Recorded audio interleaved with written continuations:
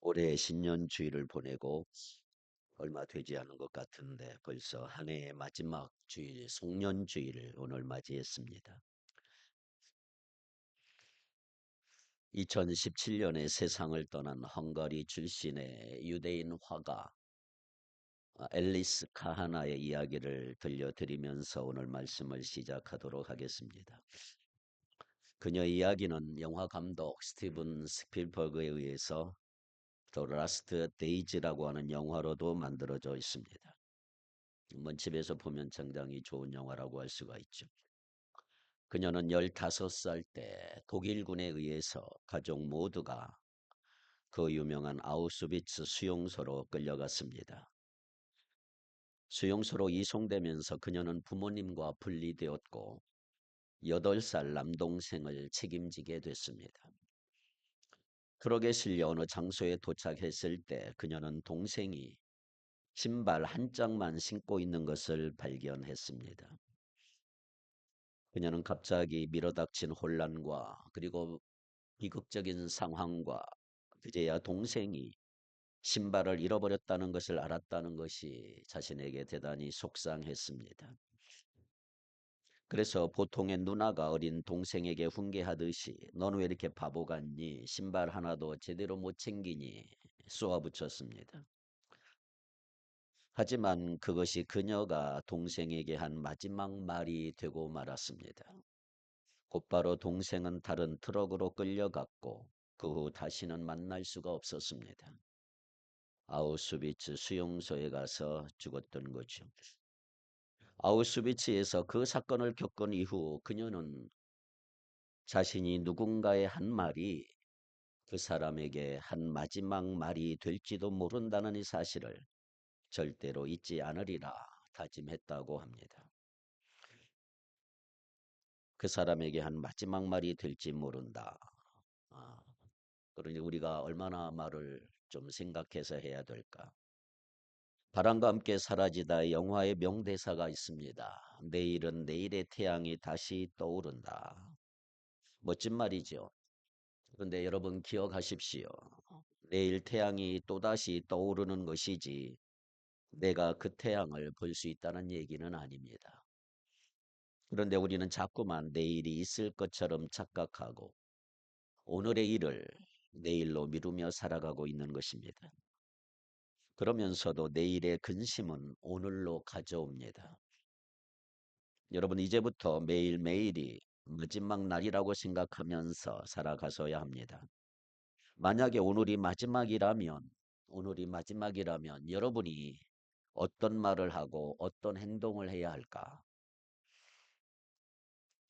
저도 설교를 준비할 때마다 이게 마지막 설교라는 생각은 하지만 결코 쉽지는 않아요. 어느덧 잊어버리고요. 하나님께서 야, 네 마지막 설교가 뭐였냐 물으실 때 당당하게 대답하고 싶지만 부끄러운 것밖에 없지요. 여러분 오늘은 생애 처음 맞이하는 날이고 생애에서 가장 젊은 날이고 생애의 마지막 날일 수도 있다는 거지요. 하나님이 주신 오늘을 그냥 어영부영 보내지 마십시오. 한 해가 많이 남은 줄 알았는데 어느새 마지막 날을 이틀 앞두고서 있습니다. 우리 인생도 그런 겁니다. 처음처럼 마지막처럼 사서야 합니다. 오늘 빌립보서는 바울이 순교하기 전 AD 61년에서 63년경에 로마에서 기록했던 옥중 서신이라고 할 수 있습니다. 그 당시 바울의 나이는 이미 60대에 접어들었고 불행하게도 로마 감옥에 수감되어 있는 죄수의 신분이었습니다. 지난 30년 동안 예수를 처음 믿은 이후로 그 복음의 열정에 사로잡혀서 소아시아를 누비며 많은 사람을 구원했던 바울.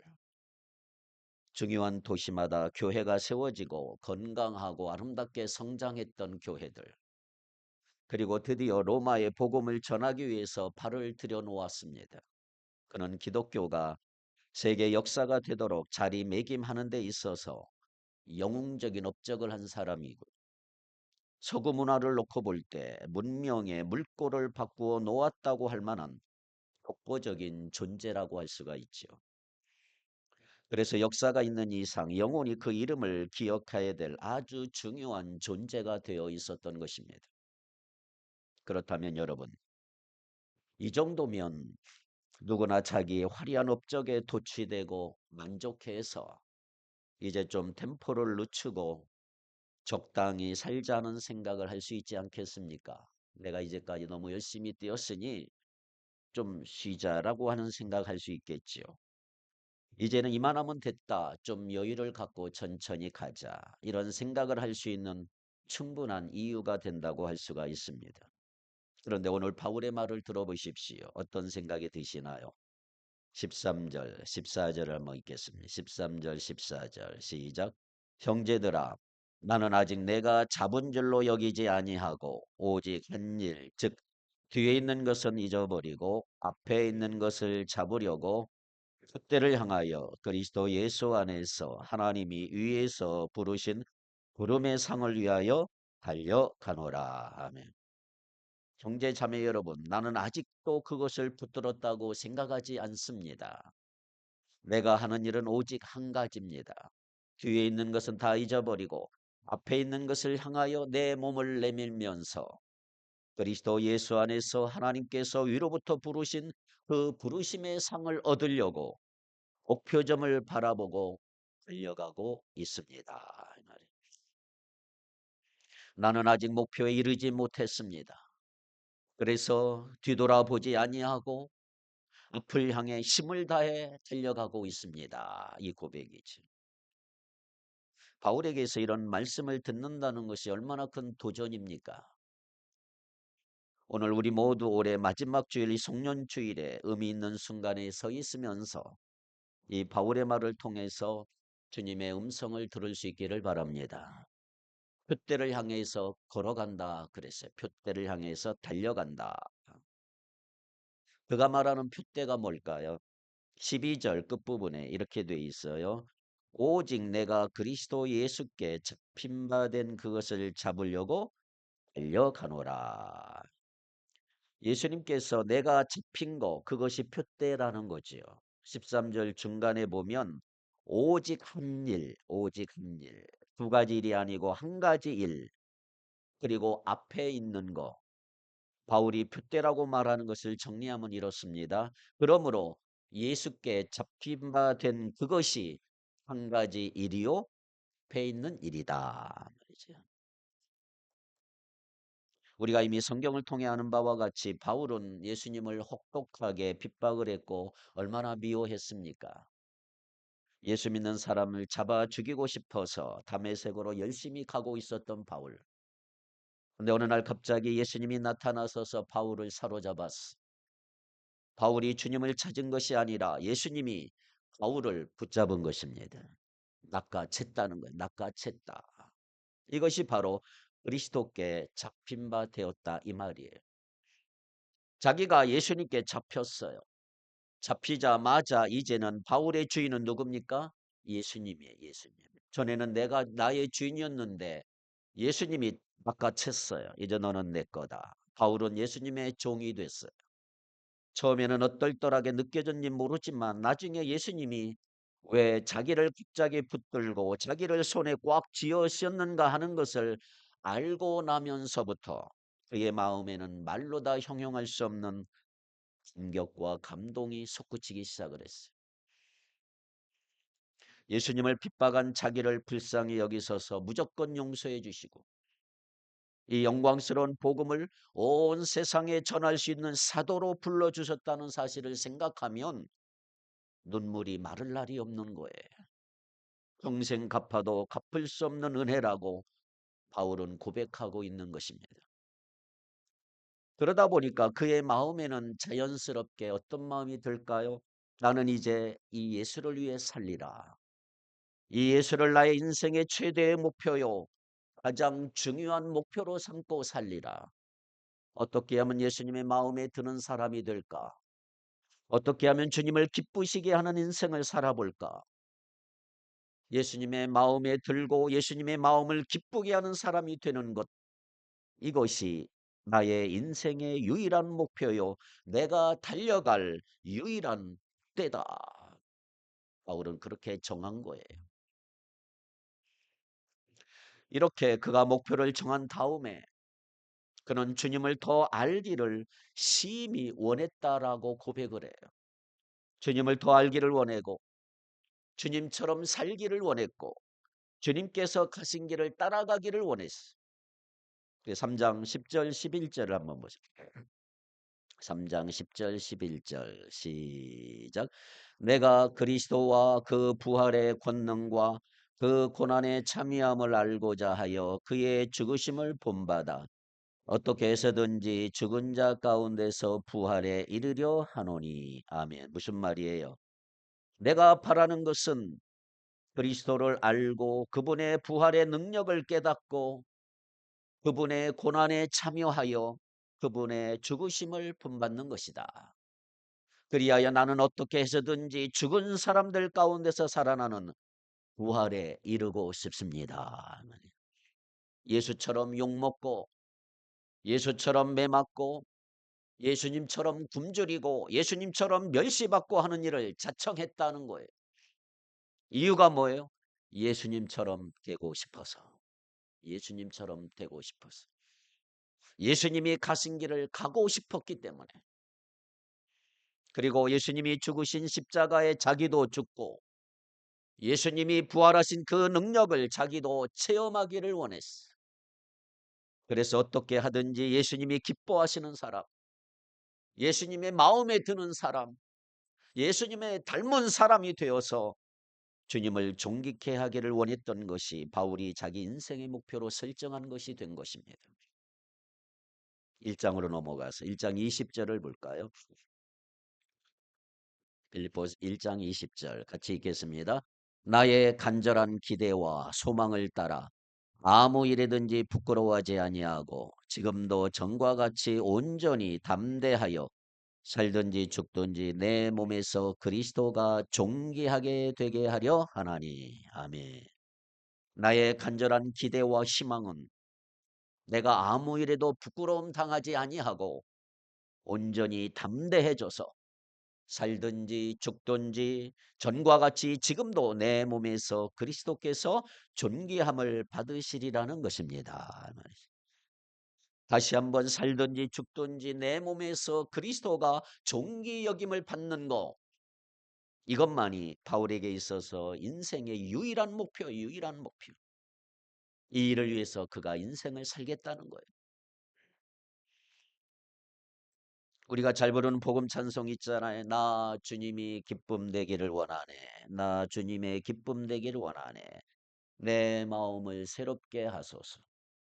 새 부대가 되게 하여 주사 주님의 빛 비추게 하소서. 내가 원하는 한 가지 주님의 기쁨이 되는 거. 내가 원하는 한 가지 주님의 기쁨이 되는 거. 할렐루야. 오늘 우리에게도 이와 같은 인생의 유일무이한 목표가 있는지 우리 모두 한번 자신에게 물어보십시오. 바울처럼 예수님께 붙잡힌 자, 예수님의 은혜에 빚진 자, 그래서 사나 죽으나 우리 예수님을 기쁘시게 하고 예수님의 마음에 드는 사람, 그리고 예수님을 존귀케 해서 오직 주님의 영광을 드러내는 사람이 되기를 소원하는 소박한 꿈, 이것을 놓고 나는 인생을 산다 말할 수 있는 그 목표가 우리에게 있는지 한번 살펴보십시오. 사람은 누구나 자기 나름대로 인생의 목표를 가지고 살지요. 목표가 확실한 사람일수록 그 삶은 의욕이 넘치고 또 장애물이 있어도 쉽게 뛰어넘는 것을 발견할 수가 있죠. 그러나 중요한 것은 무슨 목표인가 하는 거지요. 어떤 목표인가? 무슨 목표를 가지고 사느냐? 이게 중요한 것입니다. 우리가 잘 아는 바와 같이 삶이라고 하는 것은 그 자체가 어려운 것이고 결코 쉬운 게 아니에요. 골프 치는 사람이 잘못 치면 공이 엉뚱한 곳으로 날아가는 거 많이 봤어요. 한번 공이 엉뚱한 곳으로 가면 그 다음 골프 경기는 대단히 어렵습니다. 이제 순위 밖으로 떨어지죠. 인생 마찬가지입니다. 목표가 뚜렷하지 않으면 잘못된 목표를 설정하면 우리 인생은 대단히 어려워질 수가 있는 거예요. 그래서 우리의 삶이 경우에 따라 얼마나 산만해지는지 몰라요. 최신 유행이나 따라다니게 되고 다니면서 값싸게 얻은 인스턴트 해답이 망고불변의 진리인 양 맹신하는 사람들이 얼마나 많습니까? 그리고 일하다가 안 되면 저 일하고 전략도 없고 목표도 없고 일정한 우선순위도 없어 보이게 하는 행동하는 사람들이 너무 많습니다. 결국은 작은 일을 붙잡으려고 큰 일을 놓쳐버리는 경우가 너무 많은 거예요. 중요한 것은 내 인생을 걸만한 목표인가? 나에게 그 목표가 있느냐 하는 것이 중요한 문제라고 하는 거죠. 바울은 그 목표를 갖고 있었어. 라틴어로 목표라는 말은 피니스라는 말을 썼어요. 피니스. 이것은 원래 종말이라 이런 뜻이에요. 종말. 목표가 무엇입니까? 종말이에요. 종말. 목표가 뭘까요? 끝이란 말이에요. 인생의 진짜 목표는 인생 종말과 불가분의 관계를 가지고 있는 거예요. 끝에 가서 후회하지 아니하는 목표라야 진짜 목표다 이 말이죠. 예수님이 십자가에서 세상을 떠나시면서 테텔레스타이 다 이루었다라고 고백하며 돌아가셨어요. 바로 인생 목표를 바로 정하고 달려왔다라고 하는 증거다 이 말이에요. 나는 다 이루었다. 여러분 목표를 정할 바에야 우리가 그런 목표 정해야 할 줄 믿습니다. 그렇다면 우리 종말에 마지막으로 남게 될 질문이 뭘까요? 마지막으로 남게 될 질문. 역사가 나를 어떻게 평가할 것인가? 그런가요? 우리 후손이 나를 어떻게 볼 것인가? 무시할 수 없겠지요. 그러나 모든 것 다 쓸데없는 거예요. 시대가 바뀌고 역사가 흐르면 다 먼지 속에 파묻히고 없어질 것들이에요. 그렇다면 마지막 남는 아주 중요한 것이 뭔지 아십니까? 예수님이 나를 어떻게 보실까? 예수님이 나를 어떻게 보실까? 과연 내가 예수님 앞에 예수님이 기뻐하시는 사람으로 설 수 있을까? 왜 그럴까요? 역사의 승리자는 예수님이기 때문이죠. 이 세상은 다 심판받아 없어질 것들이에요. 하늘과 땅의 권세를 가지신 그분이 하늘에 있는 것과 땅에 있는 것 통일하소서 영원한 하나님의 나라, 금과 띠가 없는 거룩한 백성들이 사는 하나님의 나라를 완성하시고 그분이 영원토록 다스리게 될 것입니다. 마지막으로 남는 분은 예수님입니다. 마지막으로 우리가 만날 분은 예수님입니다. 그분 앞에서 우리가 어떤 존재가 되느냐, 우리의 인생을 바로 살았느냐, 바로 살지 못했느냐를 평가하는 기준이 된다 이 말이지요. 기억하세요. 마지막 남는 것은 예수님입니다. 그러므로 내가 목표를 정했다면 중간에 있다가 없어지는 그런 목표를 가지고 인생 살지 말고 마지막에 가서 큰 소리 치고 마지막에 가서 찬양할 수 있는 목표, 이 목표를 여러분들이 가질 수 있기를 축복합니다. 바울은 이런 목표를 뜻대로 정해놓고 지금 살고 있는 것이십니다.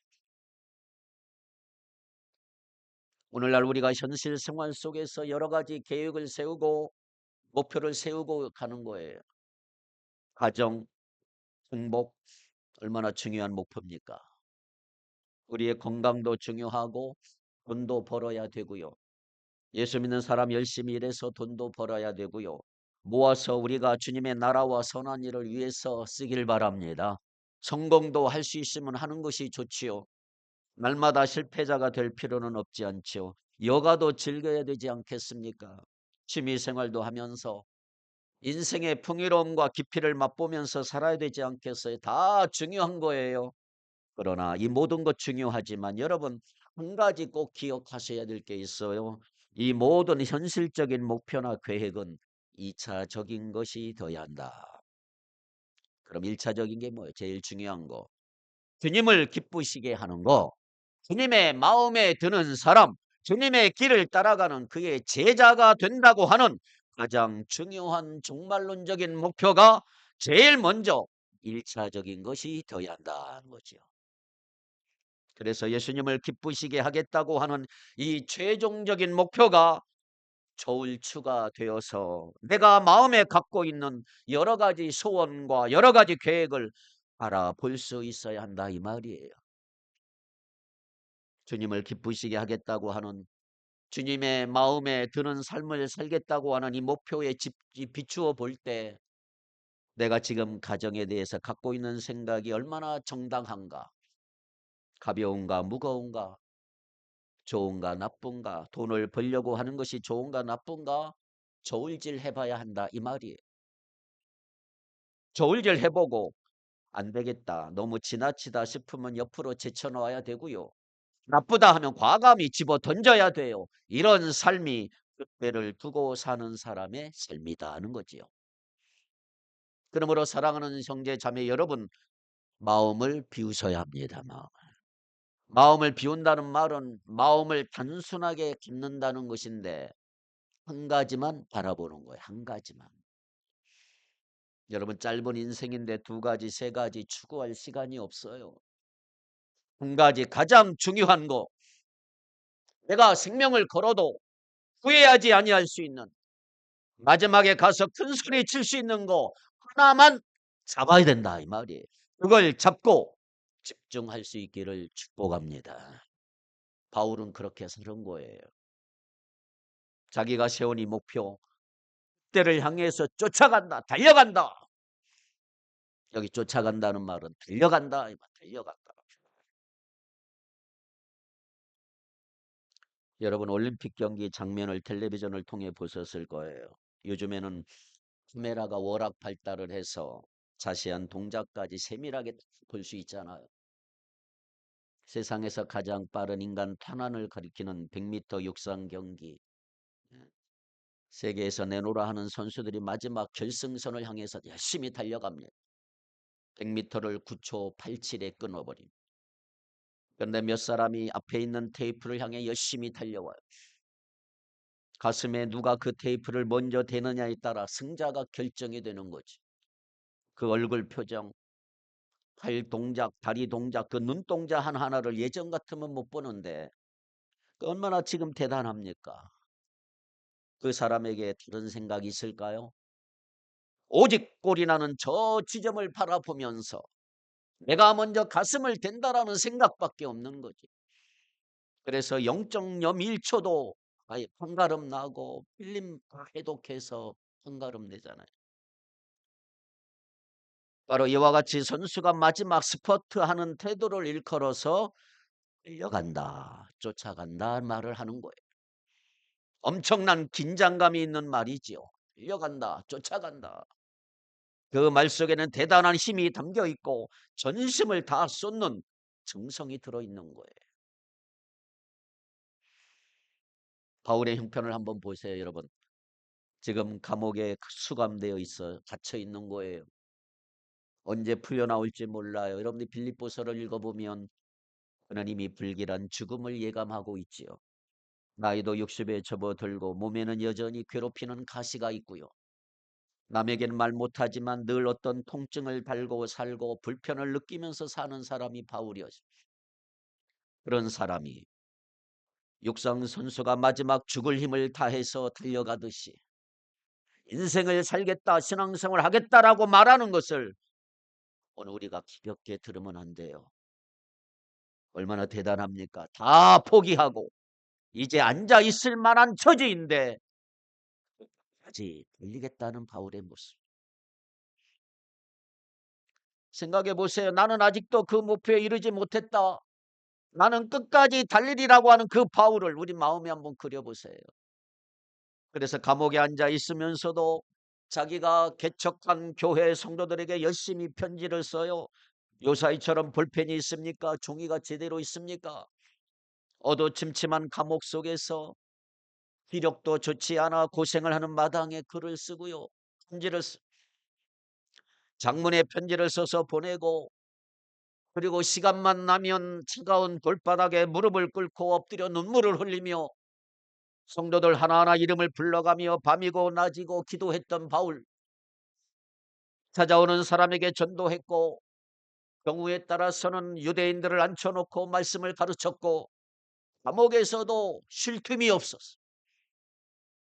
달려가는 인생을 산 것입니다. 여러분, 신앙생활이라는 게 뭔지 아세요? 신앙생활은 달려가는 거예요. 달려가는 게 신앙생활이다. 어떤 사람은 기어가는 것처럼 신앙생활해요. 어떤 사람은 걸어가듯이 신앙생활해요. 이것은 바울이 말하는 달려가는 신앙생활도 아니고 때를 향하는 신앙생활도 아니. 신앙생활의 목표는 예수님을 기쁘시게 하는 거예요. 신앙생활은 주님의 마음에 드는 사람이 되는 거예요. 신앙생활의 목표는 내가 예수님처럼 살고 예수님처럼 되기를 원하는 작은 예수의 꿈을 이루는 거다 말이죠. 그 목표와 이상이 너무나 고귀하고 아름다운 것이기에 적당히 걸어갈 그런 일도 아니고 적당히 기어가면서 할 일이 아니고 바울처럼 최선을 다해서 달려갈 일이다 말이죠. 바울이 갇힌 감옥처럼 오늘날 우리를 둘러싸고 있는 답답한 환경들, 바울에게 있는 몸의 가시처럼 우리 몸의 연약한 부분 때문에 아파하고 고통받고 어렵고 잠 못 이루지 못한 때가 있을지라도 그것 때문에 우리가 지장받아서는 안 된다 말이야. 거기에 꺾이면 안 된다. 바울처럼 나이가 들어간다고 해서 나이 타령만 하고 있는 인생이 그런 생활에서는 안 된다. 그 모든 것들을 다 극복하고 그런 목표를 향해 밤낮 없이 마음을 집중해서 달려가는 것이다. 이게 신앙생활이다. 그렇다면 여러분들이 하나님을 예배하기 위해서 얼마만큼 여러분이 전력을 쏟았나요? 올 한 해 한번 생각해 보세요. 하나님의 말씀을 가지고 주님을 닮아가는 이 성숙한 인격이 되기 위해서 얼마나 배우려고 노력했나요? 이웃에게 사랑을 베푸는 일에 얼마나 관심을 갖고 성도들과 아름다운 교제를 위해서 얼마만큼 시간을 냈나요? 아직도 복음을 듣지 못하고 죽어가는 영혼들을 위해서 얼마나 기도하고 있고 얼마나 그들을 위해 전도하고 있나요? 그렇습니다, 여러분. 꼬린 지점을 향해 달려가듯이 오늘 우리가 이런 일들을 놓고 신앙생활하는 것이 바로 바울이 말하는 쫓아가는, 달려가는 삶의 모습인 것입니다. 그렇다면 우리에게 있어 신앙생활이 뭘까요? 교회 다니는 거예요, 그냥? 막연히 그저 신앙생활의 습관에 젖어서 왔다 갔다 하는 우리의 삶의 본질을 지금 이야기하고 있는 거예요. 그만큼 중요한 것이 신앙생활이죠. 그렇다면 지난 한 해 동안 어떻게 신앙생활을 했을까요? 반성하고 새로운 결단을 해야 되는 아주 중요한 시점이라고 할 수가 있습니다. 특별히 오늘 본문에 보면 바울은 자기 안에 있는 둯대를 향해 달려가는데 방해받지 않기 위해서 두 가지를 포기했다. 두 가지. 첫째가 뭐예요? 12절을 보세요. 12절. 내가 이미 얻었다 함도 아니요 온전히 이루었다 함도 아니라 오직 내가 그리스도 예수께 접힌 바 된 그것을 잡으려고 달려가노라. 13절에 가서 13절을 보면 형제들아 나는 아직 내가 잡은 줄로 여기지 아니하고 오직 한 일 즉 뒤에 있는 것은 잊어버리고 앞에 있는 것을 잡으려고 온전히 이루었다 생각하지 아니하고 잡은 줄로 여기지 않는다. 자, 쉽게 말하면 현재에 만족하고 안주하지 않겠다 이 말이에요. 자신의 현재 상황이 아무리 만족스러운 것이라 할지라도 거기에 마음 두지 않겠다 이 말이에요. 마음은 미래에 있어요. 앞에 있는 표대에 있어요. 그러므로 현재 안주하지 않겠다. 놀라운 말이죠. 바울은 이미 어느 경지까지 올라간 사람이 올라간 사람. 그만큼 예수님을 기쁘시게 하고 예수님을 닮기 위해서 평생을 투자한 사람, 바울만한 사람이 어디 있을까? 그래서 바울은 자주 사람들을 만날 때마다 뭐라고 그랬는지 아세요? 나를 본받으라 그랬어요. 늘 본받으라. 저는요 죽었다 깨어나도 그 말 못해. 양 목사 본받으라. 뭐. 그러나 바울은 자기를 본받으라. 자기를 본받. 그 말은 그만큼 그는 어떤 경지에 이르고 있는 거지. 그럼에도 불구하고 바울이 고백한 게 이거예요. 나는 내가 이루었다고 생각하지 않는다. 나는 현재 만족하기를 원치 않는다. 그래서 현재 안주하기를 거부했던 거예요. 현재 안주하면 비만증에 걸리기 때문에 달리는데 지장이 있는 거예요. 그러므로 모든 것 뿌리치고 안마 쳐다보고 달려갔던 바울의 모습을 볼 수가 있어요. 사랑하는 여러분, 여러분이 지금 어떤 형편에 와 있든지, 여러분의 신앙이 얼마만큼 성숙했든지, 여러분이 교회 안에서 얼마만큼 인정받는 사람이 되었든지, 여러분의 믿음이 얼마만큼 자라서 놀라운 일들이 여기저기 일어났진 간에 현재 안주하면 안 됩니다. 현재 안주하지 마십시오. 현재 안주하면 영적으로 비만증에 걸릴 수가 있어요. 몸이 무거우면 걸릴 수가 없어요. 한 2달 전에 노예에서 체육대회 한다고 축구할 때 오라고 그래서 갔는데요. 죽을 뻔했어요. 거의 뭐 마음은 저기 가는데 몸은 그냥 여기 이렇게 해가지고 얼마나 많이 넘어졌는지 안 되더라고. 몸이 무거워지면 달리지도 못해. 오직 앞만 쳐다보셔야 합니다. 2024년, 2024년은 접어두고 2025년은 앞을 내다보며 달려가는 저와 여러분이 되기를 축복합니다. 바울이 또 하나 포기한 게 있어요. 13절 보세요. 다시 한번 13절 읽어볼까요? 시작.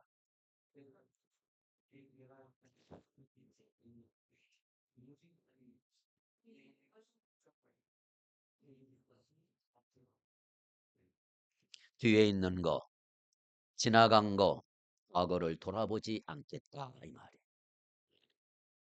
바울은 과거를 돌아보면 자기 아름답지 못한 경력이 있는 것을 알아요. 핍박자요, 회방자요, 포행자잖아요. 결코 용서받을 수 없는 과거의 경력이 있고 전과가 있는 사람이 바울이에요. 그것을 다 이제는 돌아보지 않기로 마음을 먹었다. 왜? 예수님이 이미 다 용서해 주셨기 때문이다. 그리고 사실 바울은 실수도 여러 번 하잖아요. 동역자인 바나바와 알력이 심해서 나누어지면서 평생 지울 수 없는 마음의 상처를 서로 주고받았어. 이런저런 실수들이 있었지만 바울은 그 모든 거 돌아보지 않기로 결정을 했어요. 실수가 있었다면 주님이 다 덮어주실 것을 믿었다 이 말이에요. 그리고 오직 앞을 내다보고 달려가기를 원했다. 그는 과거 30년 동안 엄청난 업적을 쌓은 사람. 그러나 놀라운 선교 업적과 과거의 업적에 매달리기를 원하지 않았어. 그 업적을 놓고 나팔 불어서 살기를 원하지 않았어. 그 모든 거 다 잊어버리고 불 향해 달려가기를 원했다는 거죠. 그렇습니다. 여러분, 우리도 그리해야 돼요. 과거에서 자유하시길 바랍니다. 여러분, 과거의 은혜를 많이 받은 경험이 있잖아요. 과거에 여러분이 교회를 위해 많이 봉사한 일 있잖아요. 헌금 많이 한 적 있잖아요. 다 잊어버리세요. 다 잊어버려. 그런 거 가지고 자꾸 돌아보면 안 돼요. 거기에 매이면 절대 앞으로 가지를 못해요. 그리고 여러분 가운데 실패하고 상처 입고 원한을 갖고 한때 잘못된 판단 때문에 지금까지 고생하는 분들이 있다면 생각하면 얼마나 분통이 터집니까? 아프죠. 고통스럽고 원망스러워요. 그러나 여러분, 이런 과거는 파괴적인 힘을 가지고 있기 때문에 현재를 무력화시키고 앞으로 달려가는 일을 철저하게 방해하는 특징이 있어요. 그러므로 돌아보지 마십시오. 예수 안에서 다 잊어버리시기 바랍니다. 내가 과거에 어떤 어려움을 당할지라도 다 잊어야 돼. 그 상처, 그 고통을 자꾸 돌아보면서 과거의 일들만 자꾸 마음에 담고 맴돌면 아무것도 안 되는 거예요. 그러므로 바울이 자신은 뒤의 것 잊어버리겠다. 그렇다면 사랑하는 성도 여러분, 예수님을 기쁘시게 하고 예수님의 마음에 드는 사람, 그래서 오직 주님만을 나의 생애 최고의 기쁨으로 놓고 인생을 사는 사람이 되기 위해서 신앙생활 달려가는 선수들처럼 해보고 싶다고 마음의 결정을 하셨으면 그 다음에 끝으로 하나 물어보십시다. 자, 내가 이렇게 예수님만을 위해 살고 예수님을 내 마음에 최고의 사랑으로 놓고 산다면 이런 나를 보시고 주님은 어떻게 하실까요? 주님은 구경만 하시면서 고개만 끄덕끄덕 하시고 잘한다 그러실까요? 아니에요. 절대 그렇지 않습니다. 요한복음 14장 21절 말씀 한번 보세요. 요한복음 14장 21절 같이 읽겠습니다.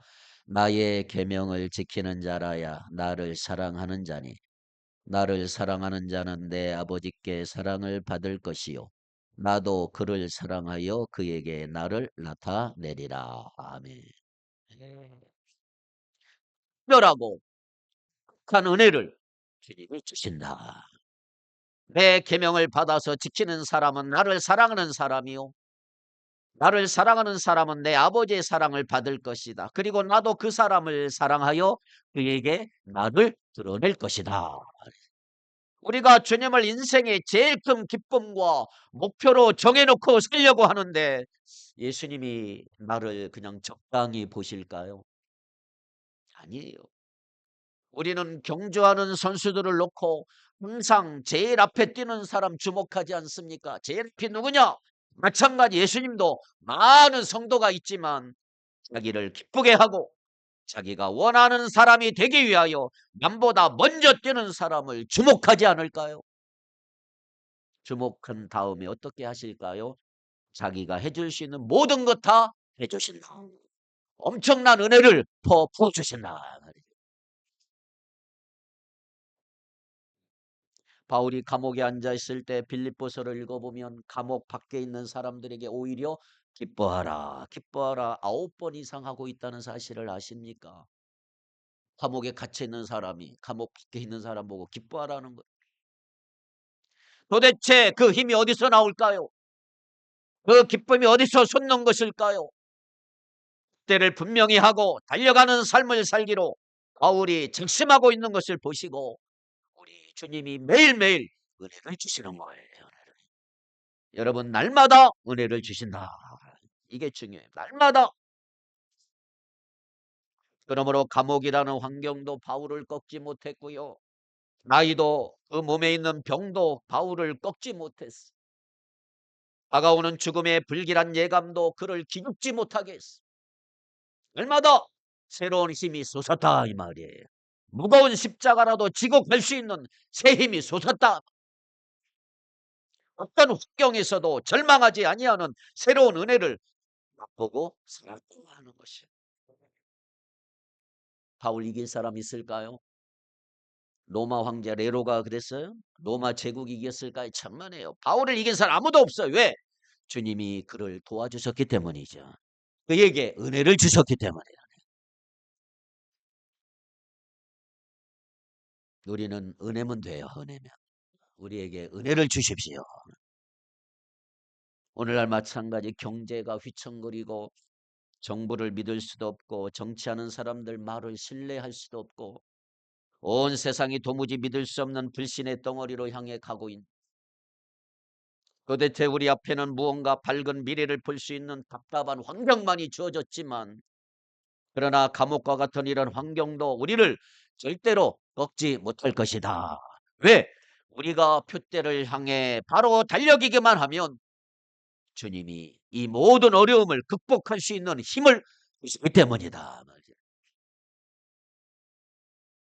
병 때문에 고생하십니까? 여러분 남이 모르는 개인의 상처와 고통이 있나요? 무거운 십자가의 짐이 있습니까? 여러분 걱정하지 마세요. 내가 주님을 기쁘시게 하겠다고 하는 표대를 향해서 끊임없이 달려가기만 하면 주님은 그 모든 것들을 이기고도 남은 새 힘을 날마다 주신다. 누가 우리를 그리스도의 사랑에서 끊을 수 있겠는가? 로마서 8장을 읽고 마칩니다. 로마서 8장 35절로 39절입니다. 자, 우리 중요한 얘기죠. 시작. 누가 우리를 그리스도의 사랑에서 끊으리요? 환난이나 공고나 박해나 기근이나 적신이나 위험이랴 칼이랴. 기록된 바 우리가 종일 주를 위하여 죽임을 당하게 되며 도살당할 양같이 여김을 받았나이다 함과 같으니라. 그러나 이 모든 일에 우리를 사랑하시는 이로 말미암아 우리가 넉넉히 이기느니라.